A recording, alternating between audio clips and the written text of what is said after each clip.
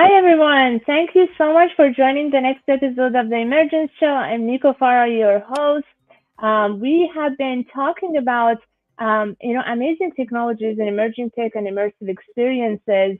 The past few weeks we talked a lot about augmented reality, and one of the very most important topics is gaming, because a lot of the technologies that we are now seeing in emerging tech and immersive experiences come actually from many years of the gaming industry, that they have been developed and perfected. And we have to be very mindful about brand activations. So we are doing it right. We are respecting the players. We are doing it authentically. So for that, we have an amazing guest today that is actually an expert in this. Lucy Rissik is with us. She has been active in this space for many years, and we have connected through Women in Games, and she's been very active in supporting and empowering women in this space, and has a lot of insights to share with us. Thank you so much for being here, Lucy. It's a We pleasure. Thank appreciate you. you. Thanks a lot, Nico, for inviting me to come and have a chat as well. Awesome. Thank you for being here. Yes. So let's get into a little bit about your background, how you came to the gaming space, and then to brand activations. Yeah, what excited you about all these spaces? So I actually didn't get into video games or into the video game space really until I was 30. And it's actually a bit of a long story, but I actually have a law background. I've done lots of different things that side. Wow. But my husband has been in video games for a long time. So he was working for EA when I met him, and he's now CEO over at Dovetail Games. But what happened was I sort of had traveled the world with him because of his job moved around. And so I always had this love and interest in video games. Look, at the age that I had the open and shut, flippy Mario and Luigi games, and had this sort of, Game Boys and that kind of thing growing up. So there was always an interest.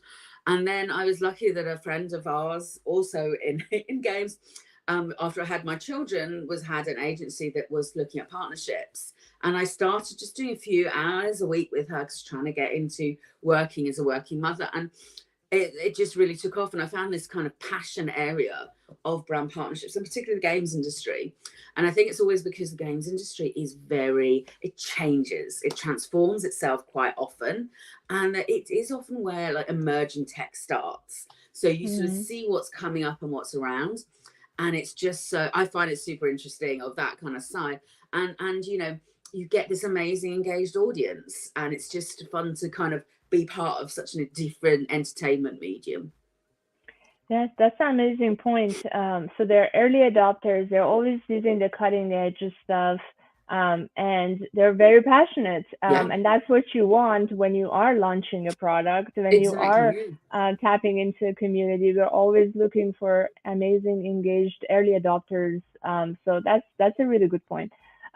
So since you have started doing this, if you want to kind of like high level mention like what type of work you have done, and then also like how this has evolved, like this brand activation, was it always the way it is right now? How has it evolved? Oh no, definitely. So I mean, really, when I started working for an agency called Me I Brand Partnerships, and they actually still running, and they actually are very much Xbox as a mere agency, and that I actually joined, and I was working for one of their other clients at the time, which is Square Enix, and we were doing things at that point on Hitman and Lara Croft, which was amazing. But at that point, I mean, people didn't really understand the power of games and Mm, what it was. And it was very much that time of everything was energy drinks or like really unhealthy food.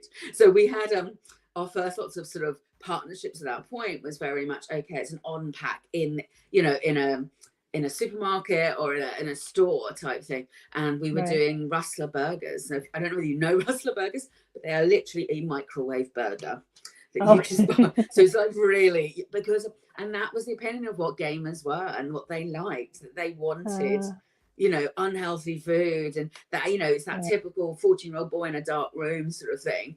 Yeah. And we were very much doing that. And those partnerships were completely outside of the game really at that point. It was very much, you know, an on pack, and you could win like a prize to go and do something. So sort of Like a doing that initially. coupon or discount code or Yeah, something. or you Yeah, can go on holiday here, or you can get to meet the studio, or that kind of thing. So we were doing it, and I interesting. think there wasn't so much brand integration at that time. Sims have obviously been doing it for quite some time, but there were also a few anomalies with Sims. So however much they were like, oh, we put IKEA in Sims, they then also Oh. did a partnership with Renault, and there were Mm. no cars in Sims. So it was all very slightly haphazard, I'd say, and that people were looking at, I think, just grateful for the partnerships. And it is Yeah. because the games industry has always been the naughty little cousin of the entertainment world. I always think everyone's, oh my God, shush. Of video games, it's sort of that They side. didn't take him seriously, even though No, it's not so at all. big. Not Yeah. at all. And that's evolved quite a lot where things haven't been taken seriously. For a long time, I've been in a lot of meetings where we have to justify that. And that's even as much as probably about 8 years ago or 7 years ago in 2015, 16 and beyond. I mean, we were justifying why brands should work with games. And Wow. obviously, so from that first part of like just doing an on pack, things did evolve beyond that. And then what happened for me, because I sort of moved my career, when I went to EA in 2016, we were Mm. really trying to now do much more of the integration. And people have been before that time used to have obviously you could always get a skin. It was always going to give away a skin for a Yeah. game, and it was always that. So you'd have, oh, this is something go on Halo, or this can go on Call of Duty or whatever. And I think it's that's still not that full brand integration at that time, and probably using the space and the technology like you should be, because Right. it was something that they'd be like, oh, we already have, we've got 10 skins to give away rather than do anything else. And then I think brands have evolved. Obviously, you went into then having much more licensing in games. Mm. Cars for car games, you'd have for FIFA and billboards. But I think the interesting bit is really what goes beyond that. And so the stuff, and I must admit, I feel that I've been lucky to be part of and sort of really seeing how things emerge. So when I went into EA, we were very much working with developers from the start point of the game. So there were a few Yeah. that you kind of worked with, and you kind of, they still did some unpack, some Monster Energy and everything else.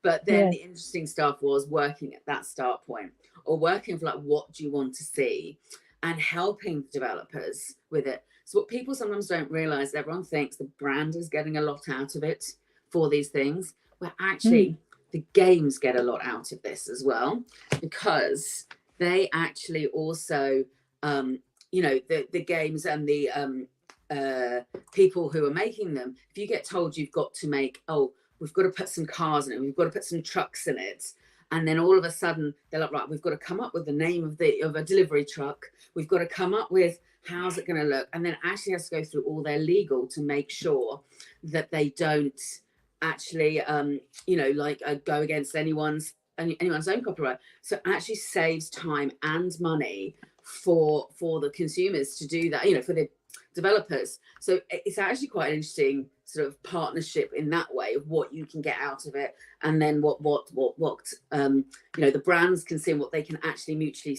get from it all.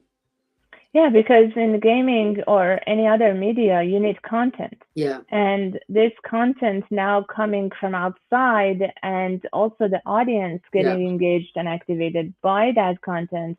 It's kind of like, it's not also like a random content. It's something that already has built an audience outside of the gaming. So yeah. that makes sense. So it's a win-win situation in that sense. Awesome. And so, do you want to continue? Like, what happened after EA? Well, yeah. So, I mean, as I said, so I was very lucky to be part of this with EA. And what we ended up doing was being very much almost like a mini agency inside EA.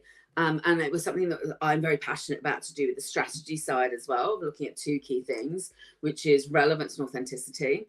So, I wasn't.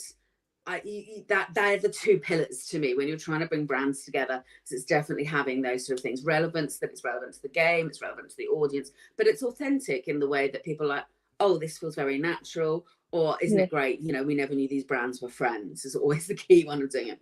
So then at EA, I left EA, and actually they came, and I consult now. And EA became my client at that point. So I worked on sort of Need for Speeds as well, a good couple of those. And then into my consulting word, I have actually then worked with other brands as well. I actually work with people even like Star Stable and different people like that, which is quite interesting.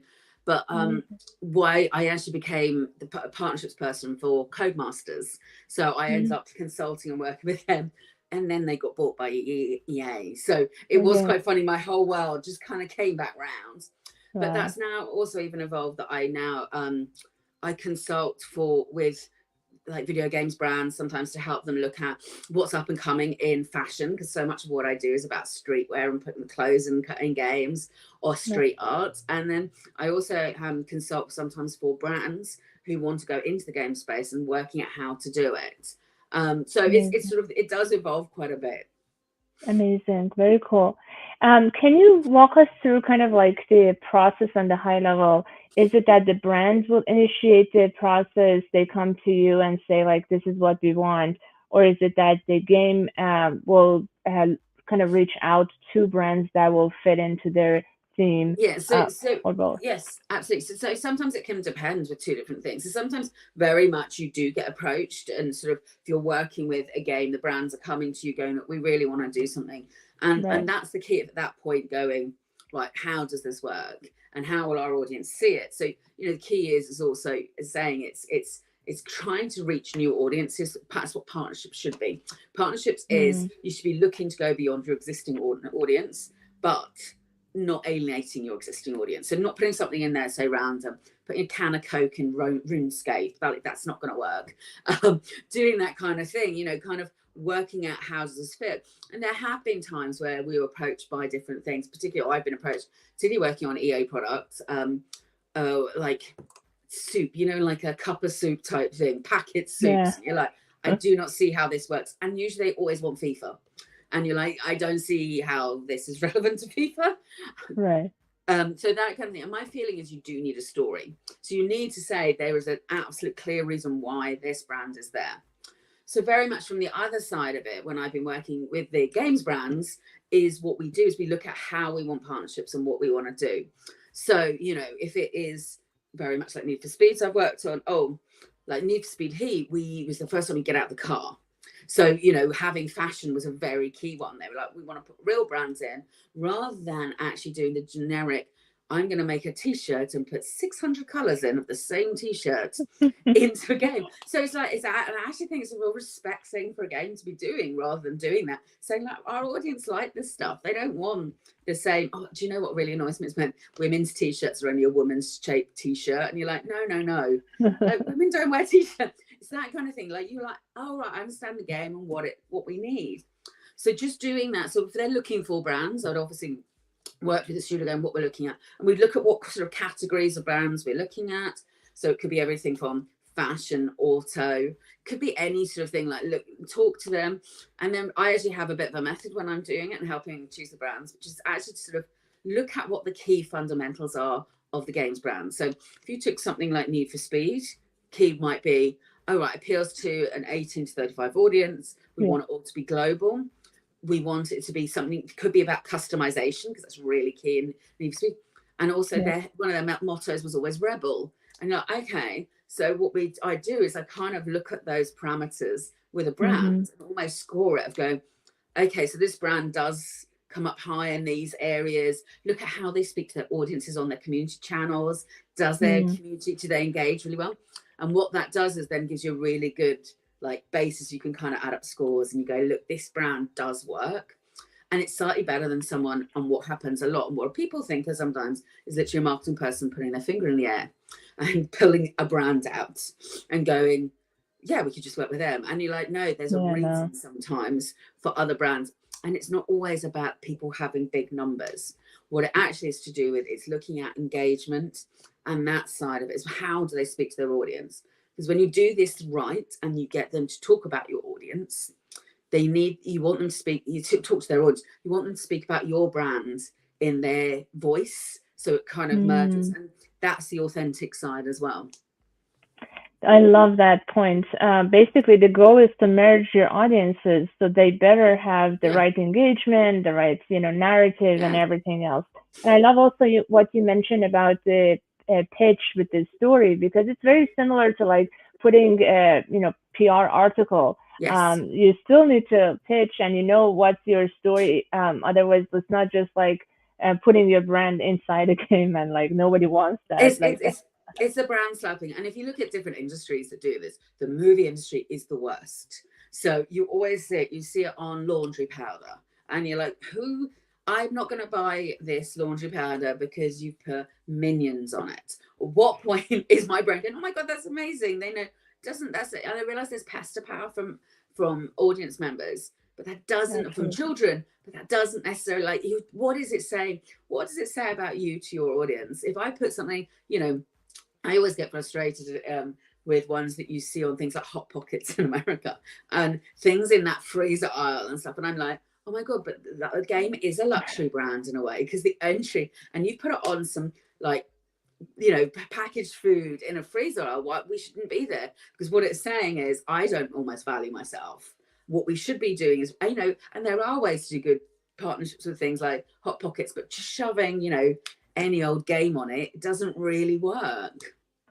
Yes, I Yeah. love that you mentioned that gaming is actually a luxury product. Yes. So, yeah, most people don't even think about it this way. And we are No. seeing this evolution of now every company evolving to become a gaming company. And so, like, Yeah. like every company needs to kind of wake up and realize the importance of being engaged, partnering, or doing something in this space. And so, I want to get into like a little bit more about like how involved the brands are, but before that, I want to thank our audience that are very engaged. Ian, Gabriel, Maria, Chiara, thank you so much for being here. I think we have a question actually from Gabriel.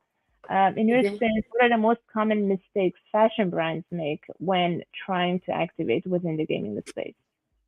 Yeah, well, I think there's probably at the moment one of the biggest things is actually to do with the fact that people just keep doing the same thing. I think that's one of the biggest problems. Everyone's a bit like, we'll do an island and Animal Crossing. It's going to be fine. Or, let's just shove it into Roblox and we'll get some. And it literally is almost a quote I've had from someone else. Let's just get a couple of coders to put something into into Roblox.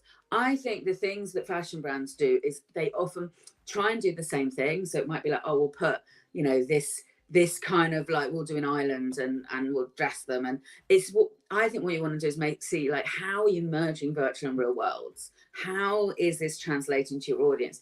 Is it just that standalone thing that's just happened in a game? And that's sometimes that can work, but like what's the next iteration as well? So one thing I think particularly different people do is they kind of do a one and done. And that is wrong. What you need to be doing is when you're doing these things, have a full strategy and sitting there going, right, I've done this and I've done that. And it kind of, evolves from that. That's what needs to happen.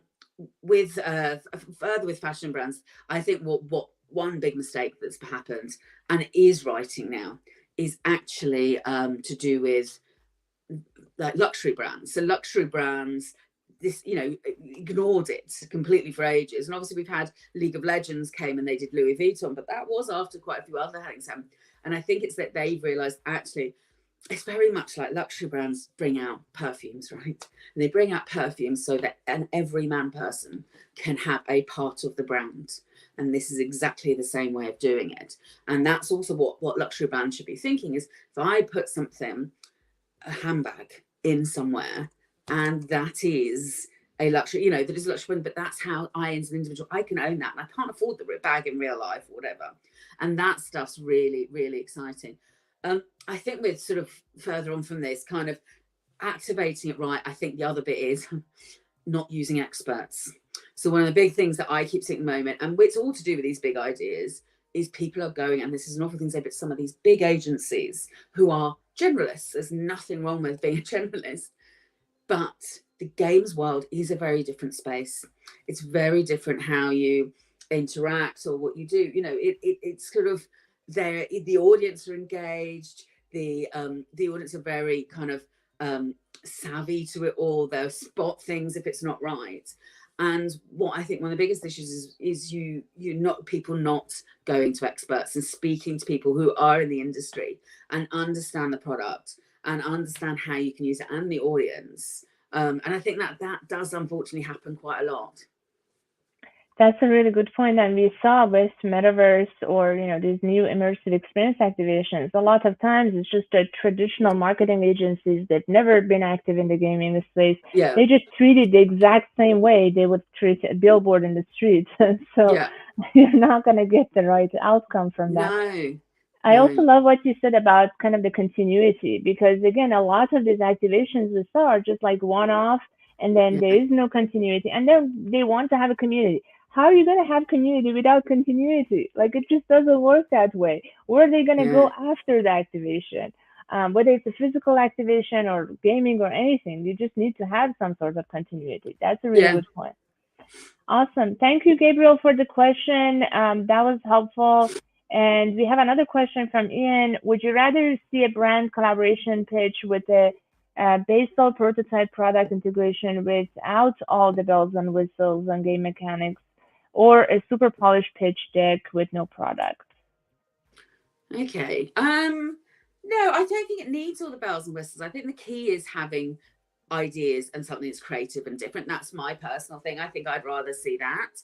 I think you do often see these ones where like this is what we do, but at least then I think people are thinking about the product, and that's actually a really nice thing to have. And I think that that's what's good for people to do because of it.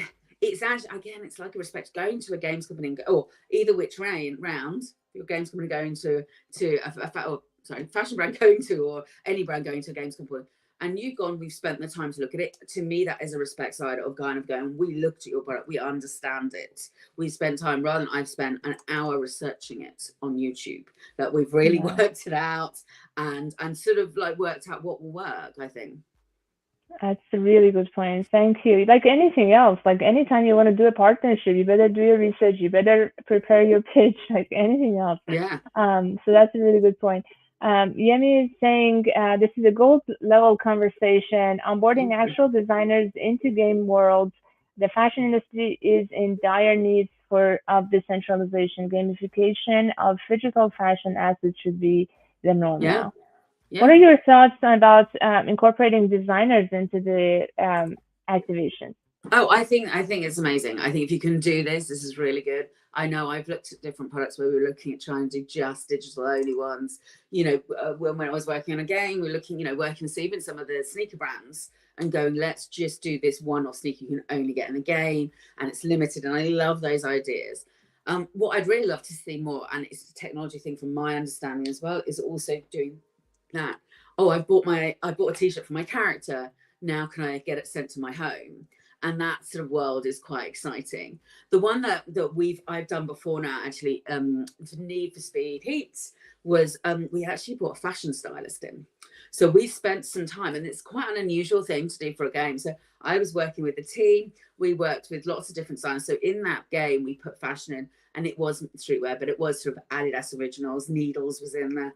Givenchy, Rick Owens was in there. We managed Wow. to, and what we got was a fashion stylist to curate the wardrobe so that things Wow. went together. And the fashion stylist also kind of designed what each character should be wearing, or from sort of an idea of different clothing, and pulled it together. Going, this works with it. And I think it's specialists. That's really key. Without meaning to be rude, there's a lot of games made by middle-aged white men, and the thing with it is not everyone knows everything about things like a fashion side or anything else. And so having that kind of amazing knowledge is a brilliant thing. And there are some great people out there who are designing and doing digital fashion really well. And I think it will be really nice how it evolves, kind of seeing that and having those items. I mean, to have some amazing designs, just do a digital collection. I'd always love to see something for more to do with one of the fashion weeks. Is it something you can get on screen at the same time as it's walking? Is there something so you can see games in a different way, or how digital fashion's used like that? Of, oh, this is the real product and this is the digital side coming down. I don't know. I think there's loads of amazing ideas with it. Yes, yes, definitely. We need to be more creative with that. Yeah. Awesome. Thank you for the question and for the answer. Maria is asking, what is your top tip for leveraging the brand activations in games within the rest of Marcoms for the brand? So the keys for this one is definitely So the problem sometimes with marcoms is making sure you have all different teams involved. So my biggest one with particularly at EA was that obviously I was working with from development, but I was also heavily engaging with socials, with the influencer teams, with all these different teams, and what we were doing was keeping them up to date quite early on. I think that the top way of sort of leveraging is having that moment of it goes beyond our industry. So the video games industry particularly is very good at talking to themselves. So really good about, we'll do a press release and no one else cares apart from the games industry. And I think that is down to that creative idea of talk about the integration, talk about the different things that you've done with it. How does it relate to the audience, or how do it relate to the real world as well as the virtual world? And it is the idea of pushing out of industry press. And I think that's where it really is interesting. And leveraging, sort of for more. I mean, it's also looking at, right, how can we get involved with, can as a member of, a community, just a fan, can you get access to X, Y, and Z? This sort of side. I can get access, and I did to kind of get the T-shirt that's worn on a character, or things like that. So Need for Speed Payback, we did that with ASOS. The main character's T-shirt was specifically designed with ASOS, and you could just go and buy it from them. And that sort of stuff is really lovely, I think, because it does give you, I've got parts of the game then. Awesome. So it's kind of end to end. That was a very good question. Thank you. So speaking of, the Markham and other parts of the brand, how involved typically brands are with the process? Do they bring in their creative side and kind of ideate with you throughout the development process, or do they usually just like give you the brand materials and say that you figure it out? I actually, you know what? I think that's a really mixed one. There are some great plans. I think, it's understanding each other's products is that, and I think you do get some people. I think it's also to do with their knowledge of their brand. So they will be like, oh, we can push to do this, that, and sort of pulling that together. And I think it is important to kind of do it as a one together. I know for this Payback, we actually did a partnership with Castrol oils, not very sexy, but we spent a long time speaking to the team, and when they did things, they did a video where they got like one of the drivers, an amazing sort of Monster Energy type driver, and they created a car where you had the view when you're driving in the car was if you're in a video game. So your view was a camera from behind, and they were like, can the game, the influencer like drive that as well as the Monster Energy, like you're really good on this. That sort of stuff's quite exciting. So it's not in-game activations at all, really, with that. But what it is a creative idea of them going, okay, what's different? What can we do? And that kind of works and might sort of push things out. Awesome. So it really depends, but it's better that they get engaged and involved. Yeah, I think the key is they're engaged, and that sort of side. Actually with Grid, I worked on the last Grid. One of the key ones we had was Bell and Ross, the luxury watch brands ended up in the game. And they very much were there to, that we made them the watchmaker of sort of the official timekeeper of the game. And that was a brilliant thing we kind of had, that you could, as it's going along, their logos would come up. And then the actual main character wore the watch as well. And that was quite nice to have that integration. We gave away some Bell and Ross watches as well, which is incredible. They start very expensive, about $5,000 to start with. So it's lovely. But having that, and I think that was a real come together of like, how can we work this, and what can we do to kind of showcase ourselves both in the good light, showcase how get the best out of the partnership. Amazing. So we have a question from Gabriel about kind of like the metrics of success, and I want to know a little bit more from you. Like, what are the expectations that brands can have, or what are the things that they shouldn't have? Like, how do you kind of set the expectation and the metrics? Because a lot of times, even with the metaverse activations, we saw like a lot of times it wasn't about the conversion. It wasn't necessarily for the transactions. It was more brand awareness, for example. So curious, how do you set those KPIs? Yeah. So the KPIs it's a really hard one to do. And the problem is sometimes with partnerships, people are like, well, how can we track to see it actually sold another game? And there are some obvious ones, like if you do a T-shirt that's in the game, then it's obvious you can see that we've sold X many T-shirts. But the thing with this, and what people forget, is it's a similar thing to doing PR. very much like, how do you track your PR? How do you track your, you Yes. know, all that? You need to make sure you've got all of those social sides and everything else. You track your, you know, ECRM, we're tracking engagement, we're looking at influencers. How has this pushed out? That is very much, it's not purely brand awareness. So Need for Speed Heat, the reason we also did it was because the average age of a player is 35. And we needed to say, what's the next evolution? So as the game progresses, who's going to be the new audience and how are we going to bring them in? And one of the ideas was definitely looking at fashion and going, look, you know, let's look at how do you bring that younger audience through there of going, they, you know, they like fashion. We know that they like these brands, and it's speaking about products they love through the brands they love. So that is, I suppose that is a brand awareness of that way, but it's looking at it in a different way of just being, let's just, oh, we've got a new game, let's shout about it. And then there are, yes, there, so I'm just looking, rereading the questions. I think that there is sort of deep things. The other thing is there's lots of ways that, I know the ASOS ones we did, they ended up with quite a lot of data from it, to be honest, with how things were being engaged. And that also worked with the ASOS and Payback, but we put ASOS also with the Sims, and we did this game integration when they launched Sims Mobile. So the idea was you can play this ASOS fashion challenge, fashion photographer challenge, and all of a sudden you'd get, if you did it and you finished it, you got unlocked a curated collection of ASOS clothes that they already had. It was just wild, looking for your character, but you also access to 20% off discount code. And that's a really nice way of the integration that you could then go on and spend clothes. So that one, they meant they could get also, they learn more about their audience. They're like, no, these people are playing it. For them, there's also, to be honest, that kind of like, this has come from there. They can actually factor in and look at the data and really understand as well that those worlds really do merge. Nice.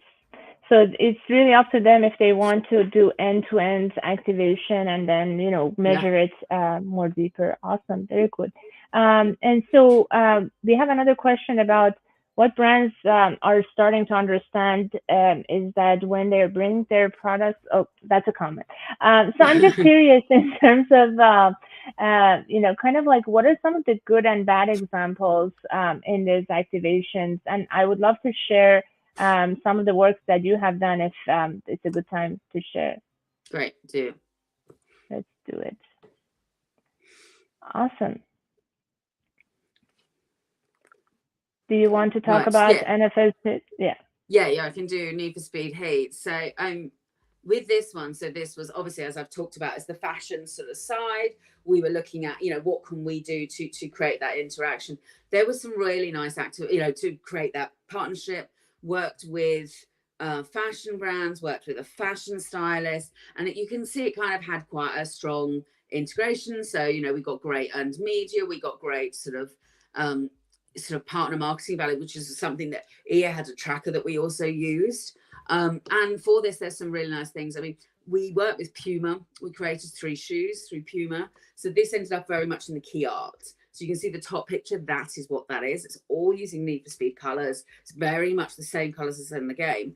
Now, the thing that happened with this shoe was we were going to sell it, but we had some trademark issues because at that time, Need for Speed became registered in the US for the new Maverick movie and through Top Gun. So we had to be really careful where we put the phrase Need for Speed everywhere. So that was, it's actually inside the end, but you can know it's Need for Speed for lots of other things. There's lots of little marks on the shoe, which is quite interesting. This shoe was in the game as well. So you could put your character in it. You could also buy it. So it's a really nice slide. And then down for lower ones, they sort of held, particularly in the UK, we held, with the ASOS one, with the one above, sorry, Nico. But we held sort of an event where you could kind of influencers come in and see all the different products that are in the game. It's quite cool. So this is Sims with ASOS that I also mentioned before. This one, the engagement rates were insane. We actually looked at different sort of more fashion influencers, not straight video games ones, and we got such a high engagement rate from their stories, and it was actually people were calling out for it to go into the main Sims. And it's just, this is what this has as well. It's like us going, look, we know this audience really likes that kind of fashion with ASOS. It kind of really merged beautifully. I can go to the one below if you want. The next one is if you're going to go down to Tristan, this is actually my favorite activation and partnership that I've done. So the Need for Speed, the Heat, is based on a fictional Miami world. And within this, the car on the cover of the game is a Polestar. And Polestar, I don't really know it. It's sort of Volvo's version of a Tesla. They've gone big in Europe. I'm not sure where. But at this point, there wasn't a single Polestar in the US. And what we wanted to do was actually create the car that's on the cover. So the car's always over customized and looks amazing. And we did it. We brought a Polestar over. It was the only one in the US sold. So it ended up being worth like $500,000 as soon as it came in. So it was very hard to do it. It got flown over to LA and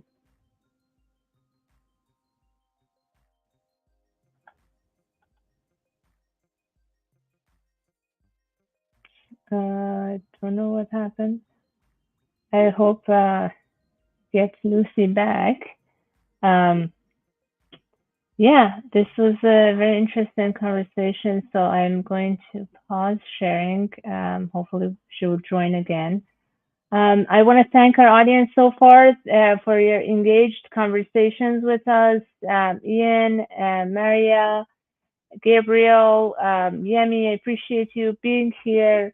Yeah, Lucy is so knowledgeable and so experienced. So it's great to hear from her all these amazing insights and experiences. I think her connection might have dropped.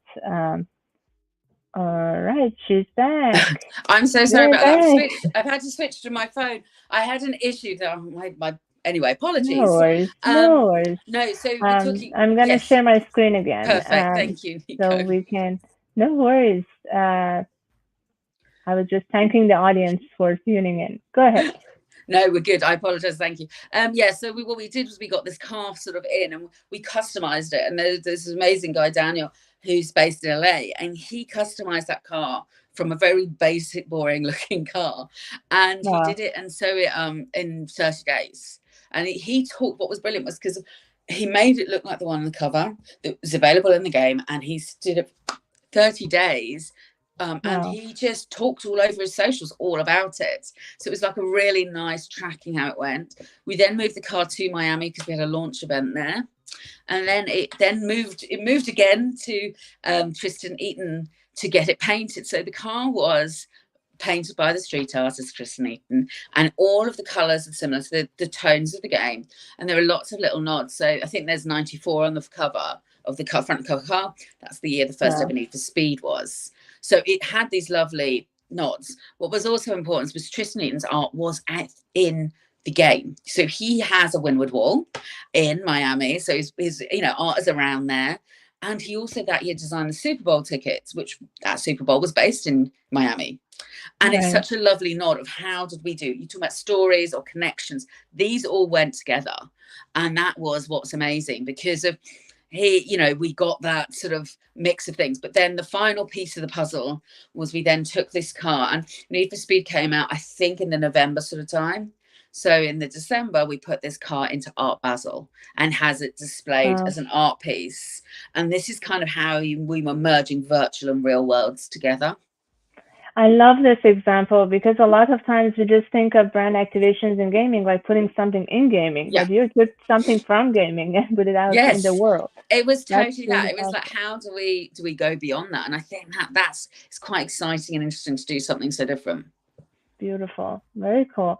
And I think you also have this one. Yeah, we can talk. So this was the Bell and Ross stuff that we did, and you can see how we merged it. So the car, Bell and Ross, it was a very interesting partner to go for. So we were looking at luxury and having different things, and there hadn't been many luxury watches in games.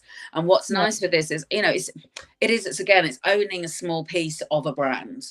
So through the game, there were obviously, billboards and all the rest. This, we did the livery. So they designed the livery for the car, so you could have the Bell and Ross car, and it was a really nice integration. And obviously, I said the main character wore the watch, and it actually was played by the actor Chuti Gatwa, who's in that kind of thing. And it's just really nice. It's the first time they've ever gone into games. And they're based in France, we had to get Mr. Bell and Mr. Ross's full approval to do it. And it was just a really nice way of people then realizing the power of games of this. They were sort of like, okay, they've already, if you look at the dials, the watch is very much like dials you see. So they're very inspired by aviation, but they're also, the dials and cars and racing. Yes, And they were starting to go into Formula One as well. So this was such a natural progression. The story was an easy sell, but it just sort of shows something slightly more recently. But it's sort of how we move that luxury world as well into games. that's powerful. Thank you so much for sharing that. Yes. That was great. Yeah, I would love to also like touch on some of the like challenges that you experience when you are doing these Yeah. brand activations. Is there anything like from the internal team of the gaming firm, or is it from the brand side? Like, what are some of the challenges that people should prepare for? I think it's probably both sides. I think there's probably still a challenge of the selling. I think that is still an issue at times. I think you do get people who don't quite understand it. And I think that you, unfortunately, from the brand side, you have to really go through that and work that one out. With regards to the game side, again, do you know what? There's the same challenge of going, people not understanding the brands. So I was involved with F1 Life, which is part of the Formula One game, not the one that came out this year, the one before. And we integrated different fashion brands in. But the key was they had some very more mainstream brands. Was I was there to find those cool, interesting brands. And it was, we did put Period Correct in there, and Antisocial Social Club is in the game. You can have Yes. those clothes. Explaining that internally to is sometimes the hard bit of saying these brands are the right thing. And I think you do often get questions of why are you doing why that brand, why not this brand?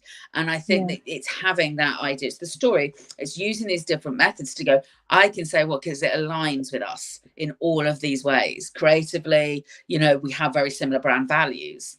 And that's one of the sort of pitfalls you have.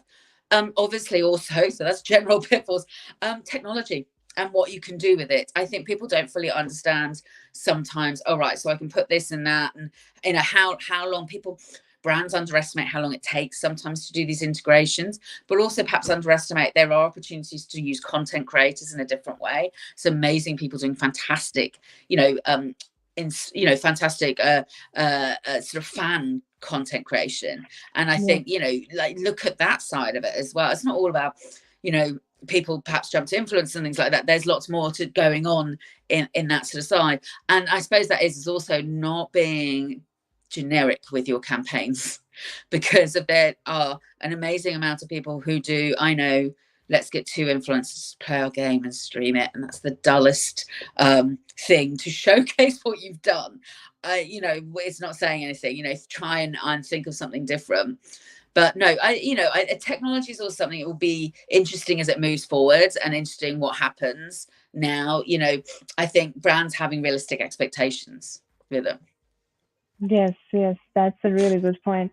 And so, what about like the creative side? Like, do you have any examples you want to share, like, and the creative side, being, like creating new assets or doing something totally different? So the ones, That, yeah, I mean, the yeah, things I like that have been, and it's not necessarily sometimes some of the newest, but even things like Montclair going into Fortnite, I've always loved, because of it actually integrated with the world beautifully. The clothes changed colour as it went from day to night, and I thought that's such a yes, nice nod way of looking at things for that sort of side, to do those bits. And that to me is a great one. And to be honest, really, where slightly the NFT, when Gucci were doing stuff in Roblox, and they put a handbag in Roblox that got resold and resold and resold, and it ended up being worth $2,000. And that's such a clever thing to start off doing this. So going, right, let's just do this and see what happens. And I think that those kind of things are sometimes really interesting of how you can, sort of use the basis of the games to kind of create these amazing campaigns. awesome. And what are some of the opportunities that you think hasn't been really tapped into? Like, do you feel like are there opportunities that you would wish to see, like certain brands partnering with certain games, or like certain type of activities that you haven't seen yet?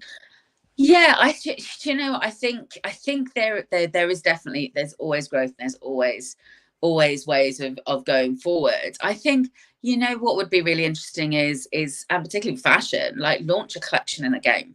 don't launch it, you know, in on London Fashion Week. Just do the initial thing in a game and drop it all there, and those kind of things could be quite interesting.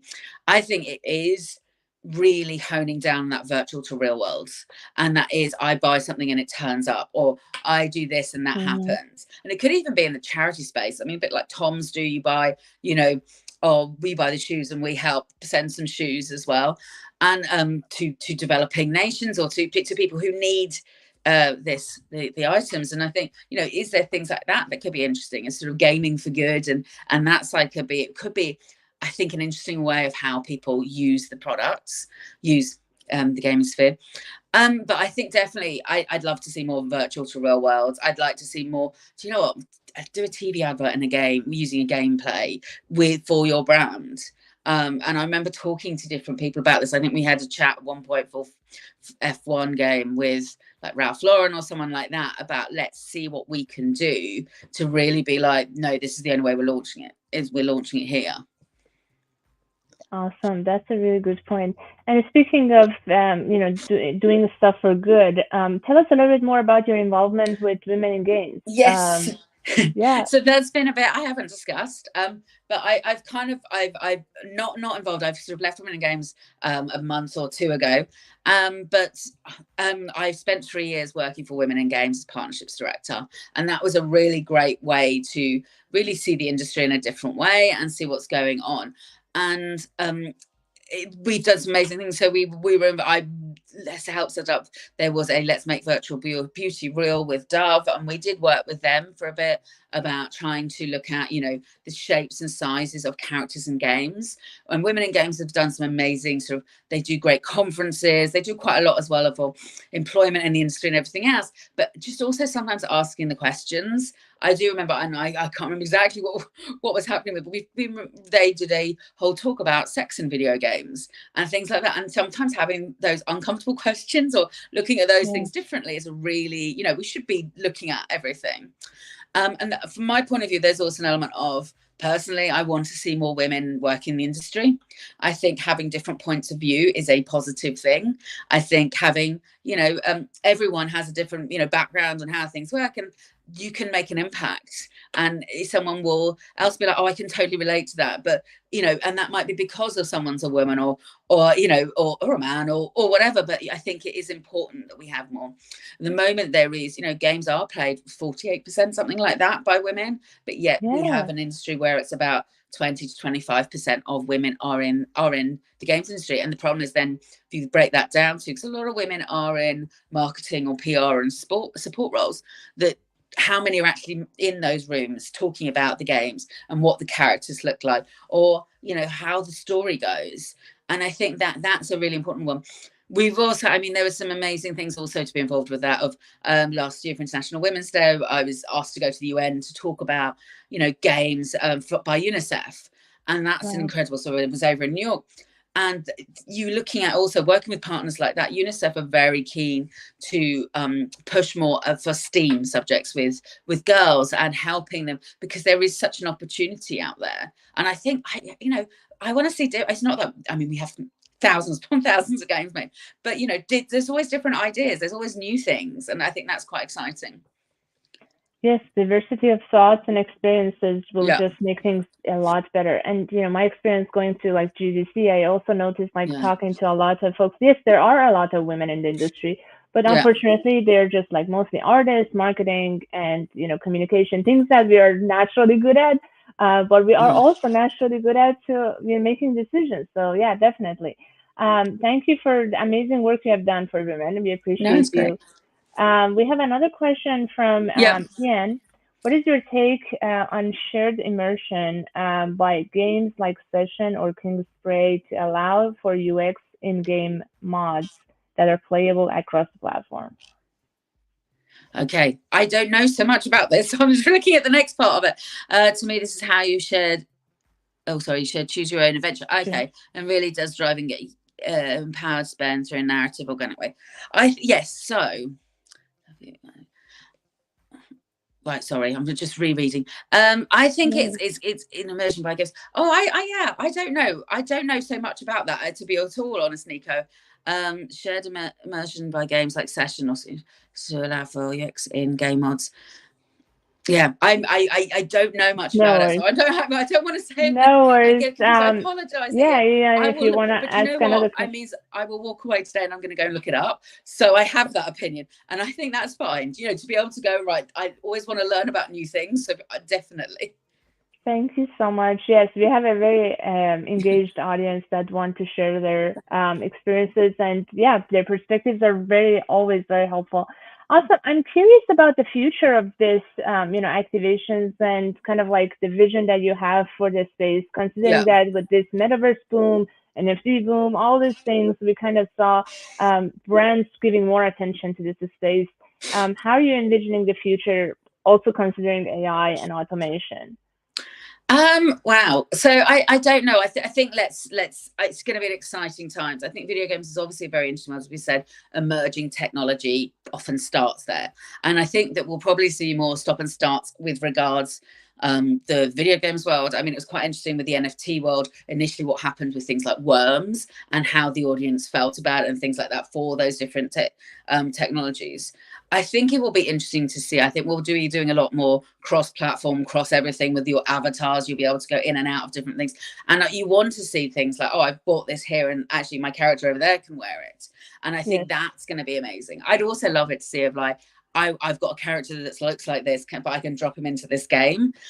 Would be amazing. And I think with regards to metaverse and that sort of side of it, my thing with metaverse at the moment is very often there is not much to do in Yes. the metaverse. Personally, I mean, my knowledge as well is not as big as others, but there is less to do. I think video game space, very much, like the Roblox world and everything else, that is the way forward. I see with things of having that, things to do, meet friends, do this, watch parties, everything like this. And that's what's interesting. What I get frustrated with people sometimes think are very single-minded sometimes with this and think, well, this technology is going to our children and screens and everything else. And I think the key is thinking that everyone does one thing all the time, but this is an amazing social tool.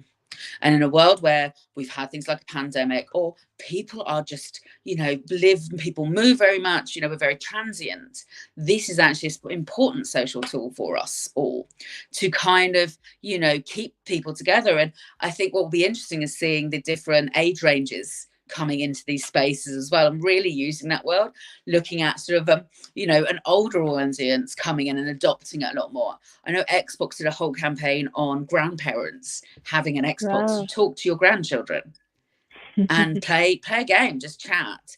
And I know things like with my son, he plays games, and that was particularly during pandemic. He was fine. He was like, well, I'm playing, doing stuff with my friends, and we're good. And we've got this amazing still social side, but they also talk, and I think that's also a really good thing for people is actually even mental health, and that's the bit people don't realize. You might have days where people don't ask if you're okay, but you get on your game and you play something in the evening or do whatever, and they're the people who check on you. And people forget this kind of mental health, powerful social side to it all, which I think, let's see that grow and develop and everything else. Yeah, it's just another social platform Yeah, that there is a community, and a lot of younger generations are just yeah, like using that instead of like the social media that we use. yeah, yeah. So that's a really good point, and the community I would see. Awesome. Thank you so much for all these amazing insights. Pleasure. Thank you to our amazing audience. I want to touch on like what you are up to, how our amazing community can support you, find you, Ah, and all of that.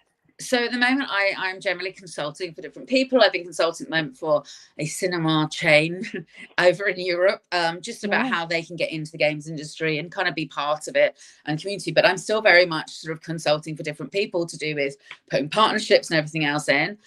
Very much a kind of coming in and helping with creative ideas and even helping them find the right brands and do the introduction and sort of see what happens.